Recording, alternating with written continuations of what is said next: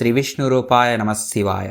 రాక్షసులంటే ఎవరు? వాళ్ళెందుకు పుట్టారు? వాళ్ళు ప్రతి పురాణంలో ఎందుకుంటారు? వాళ్ళు నిజంగా చెడ్డవాళ్ళేనా? తెలుసుకుందాం ఈరోజు. అసలు రాక్షసులంటే ఎవరు? రాక్షసుడు అనే పదం అంటే రక్షించని వాడు, నియమాలు అతిక్రమించేవాడు. వాడు దేవతలకి విరుద్ధంగా, ధర్మానికి వ్యతిరేకంగా ఉంటారు. కానీ ప్రతి రాక్షసుడు చెడ్డవాడే కాదు. అందుకు ఉదాహరణ విభీషణుడు, ప్రహ్లాదుడు. రాక్షసులు ఎలా వచ్చారు? బ్రహ్మ సృష్టిలో తపస్సు లేకుండా కొన్ని శక్తులు స్వార్థంతో, కోపంతో ఎదిగాయి. అవి మానవ స్వభావంతో నెగిటివ్ లక్షణాలు కలిగి ఉన్నాయి. ప్రతి రాక్షసుడు ఒక శక్తియే. అందులో తపస్సు లేకుంటే విధ్వంసంగా మారుతుంది. రాక్షసులతో ప్రతి యుద్ధం మంచికి చెడుకి మాత్రమే కాదు, మనలో ఉన్న సత్వ, రజస్, తమస్ గుణాల మధ్య యుద్ధం. ఒక మనిషి భయంతో, కోపంతో, లోభంతో నడిస్తే అతను రాక్షసుడు అవుతాడు. రాక్షసులు ఎందుకు దేవతలపై యుద్ధం చేశారో తెలుసా?